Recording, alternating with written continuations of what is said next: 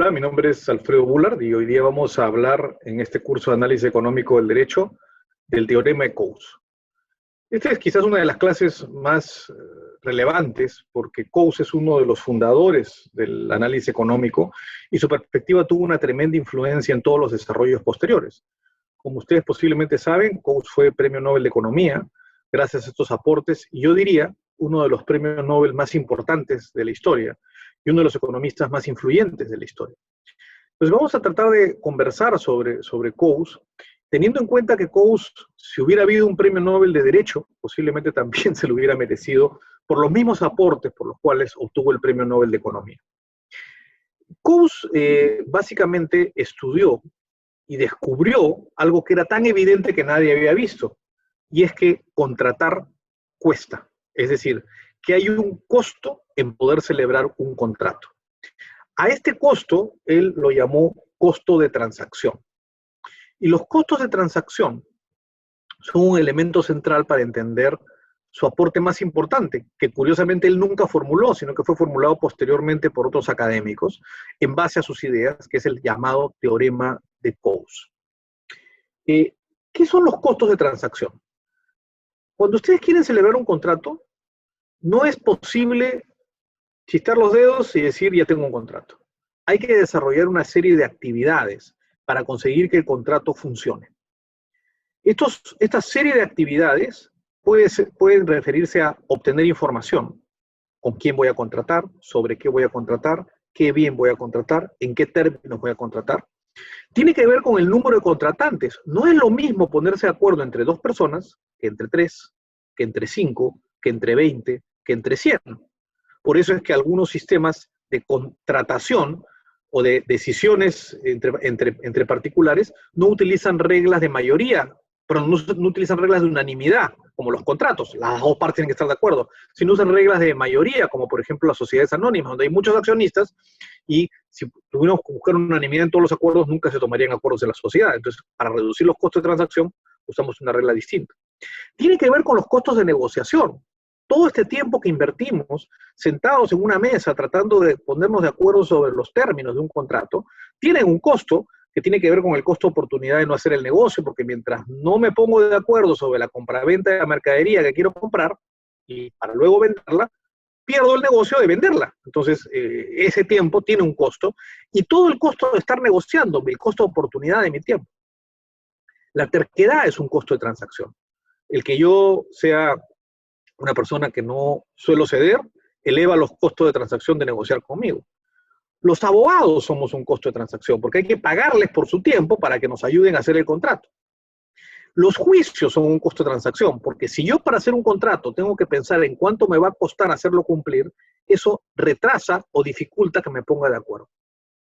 Los costos de transacción son importantes porque nos indican, uno, cuándo un problema puede ser resuelto con un contrato y cuándo no, o cuándo el contrato puede ser adecuado, sus cláusulas pueden ser suficientemente buenas como para resolver el contrato.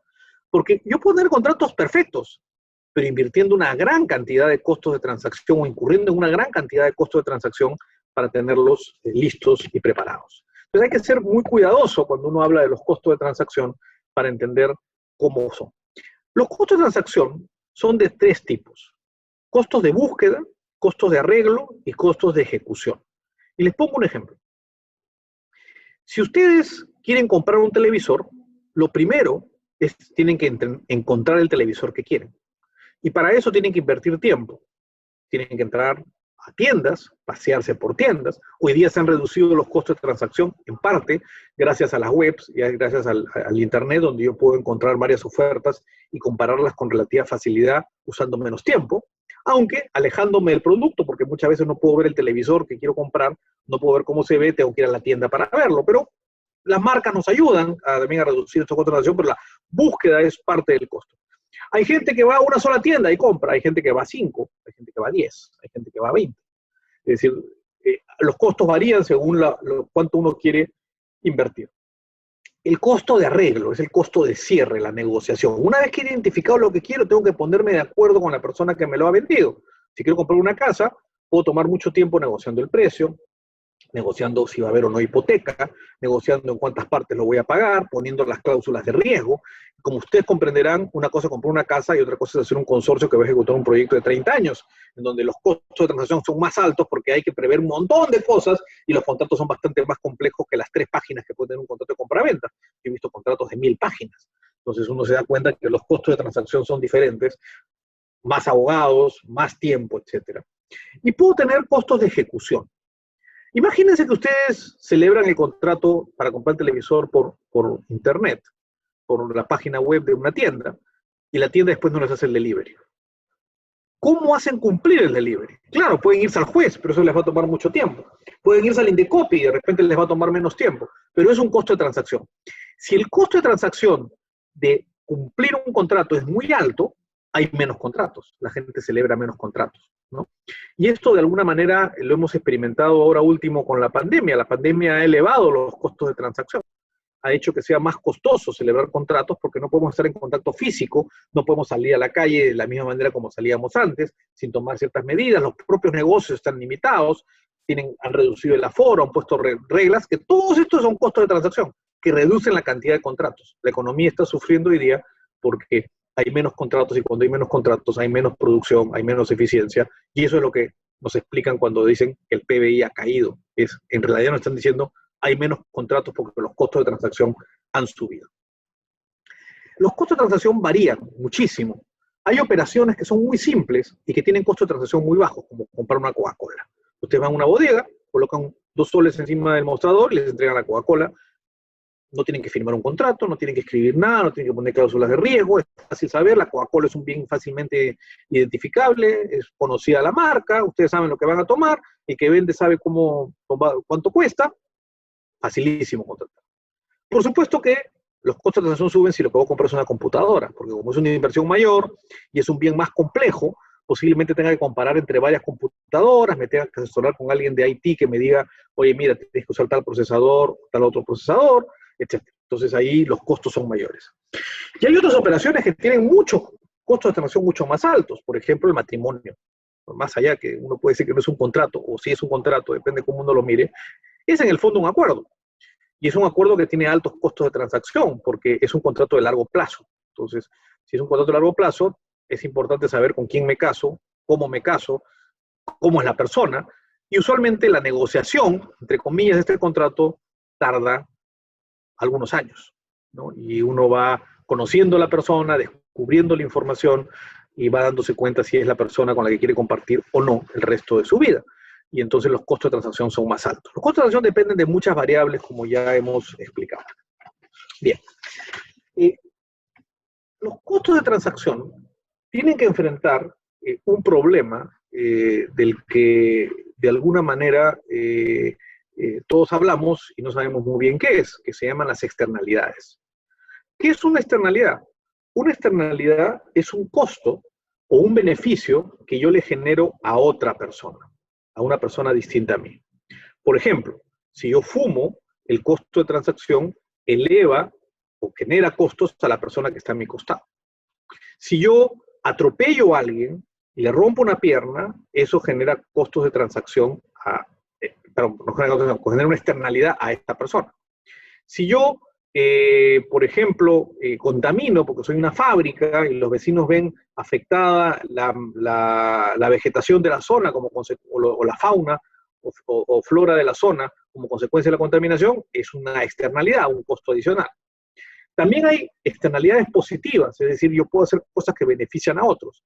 Por ejemplo, si a mis vecinos les encanta la música clásica y yo pongo música clásica a alto volumen, estaré generándoles una externalidad positiva. Pero si pongo una música que no les gusta, imagínense que a mis vecinos no les gusta el perreo, yo pongo perreo todo el día a volumen alto, le estoy generando una externalidad negativa. Las externalidades generan lo que Coase llamaba, por eso se llama así su artículo, el problema del costo social, una divergencia entre el costo privado de algo y el costo social de algo. ¿Qué quiere decir esto? Que si yo desarrollo una actividad que tiene un costo y ese costo se traslada a los otros, parte del costo de mi actividad no se incorpora como un costo mío y en consecuencia no lo considero al tomar la decisión. Si yo hago una fábrica de llantas y a mí me cuesta fabricar cada llanta 1000, pero genero contaminación por 500 por cada unidad que produzco, y los vecinos soportan la contaminación, y yo no les pago el daño que les estoy causando, el costo de la llanta es artificialmente bajo para el precio, porque hay 500 de daño que no está incorporado en mi precio. En consecuencia, vendo muchas más llantas de las que socialmente debería, porque si el precio fuera 1.500, incorporando todos los costos, la gente diría, solo compraré la llanta si la valoro en más de 1.500. Pero lo que ocurre es que como no estoy pagando la indemnización, entonces el costo de la llanta es menor, el precio de la llanta es menor, es de 1.000, y en consecuencia gente que valora la llanta en 1.200 la compra, a pesar que la llanta genera un costo social de 1.500. Es decir, estamos perdiendo socialmente $300 por cada llanta que vendemos, a pesar de que, y esto, perdón, como consecuencia de que el costo social es más alto que el costo privado. El costo social, cuando es más alto que el costo privado, genera malos incentivos para tomar decisiones. La gente fumaría menos si fuera consciente del costo que genera a sus vecinos. La gente manejaría mejor si supiera que hay costos que se generan a los peatones o a otros conductores. Cuando ustedes salen a manejar su carro y generan congestión de tráfico, lo que están haciendo en el fondo es generar una externalidad, porque hacen que el tráfico sea más lento o haya más accidentes, y eso es un costo que los demás asumen y que no estamos internalizando. Entonces, ese es el problema del costo social, la divergencia entre el costo privado y el costo social. Coase se dio cuenta de que había un problema de externalidades. El tema de externalidades no lo descubrió él, había sido tratado por otros antes, por ejemplo, por Pigou. Pigou había detectado las externalidades y había explicado las externalidades en los ejemplos de los ferrocarriles, cuando comenzaron a aparecer los ferrocarriles, y tenían que recorrer los terrenos agrícolas. Los ferrocarriles en esa época funcionaban a carbón, entonces una chimenea que lanzaba chispas, y las chispas incendiaban los terrenos vecinos y le generaban costos a los agricultores. Entonces, se discutía si debía o no permitirse que circularan los trenes. Y lo que decía Pigou, y acá es donde Coase lo corrige, Pigou dice, si yo genero externalidades, porque las chimeneas lanzan chispas, entonces tengo que internalizar las externalidades a través de regulación estatal o de impuestos. Tengo que regular el uso de chispas, obligar a poner filtros, ponerle impuestos para que reflejen el costo de la externalidad que está generando y el ferrocarril tome las precauciones correctas. Lo que Coase dijo es que la visión de Pigou era incompleta, porque si los ferrocarriles pudieran ponerse de acuerdo con los agricultores, entonces el problema podría resolverse de otra manera. Los agricultores podrían exigir que se contrate un seguro, podrían exigir que se ponga un filtro para autorizar el pase de los trenes por sus terrenos y resolver el problema contractualmente. De ahí viene el famoso teorema de Coase. El teorema de Coase viene para explicar que no necesariamente la existencia de externalidades implica que tiene que haber regulación estatal. Lo que Coase está diciendo es que si los costos de transacción son bajos, entonces los acuerdos podrían resolver el problema, sin necesidad de una intervención del Estado. En cambio, si los costos de transacción son altos, entonces ahí sí se necesita algún tipo de intervención legal para evitar que el problema se genere, ¿no? Entonces la pregunta, en los casos de los ferrocarriles, es si los costos de transacción entre agricultores y ferrocarriles son suficientemente bajos o suficientemente altos, ¿no? Y les pongo un ejemplo real para mostrar lo que ocurre en el mundo de Coase. Coase formuló su teorema en base a dos premisas o dos frases. La primera frase es, si los costos de transacción son bajos, no importa la regla legal para llegar a la solución eficiente. Y la segunda es, si los costos de transacción son altos, sí importa la regla legal para llegar a la solución eficiente. Les pongo un ejemplo real. En el Valle de Hilo, existe una fundación, una fundición de una empresa llamada Sauder, ¿no? Una fundición que contamina. Estos efectos contaminantes afectaban a los agricultores del valle, y al hacerlo, al afectar a los agricultores del valle, estos sufrían algún tipo de daño. Se creó un mecanismo, a través de unas normas, para que los agricultores fueran indemnizados a través de pagos por parte de Sauder, y las reglas que se establecieron es que estos pagos dependían de un cálculo de cuánto iba a producir tu predio y cuánto perdía de producción si es que el predio era,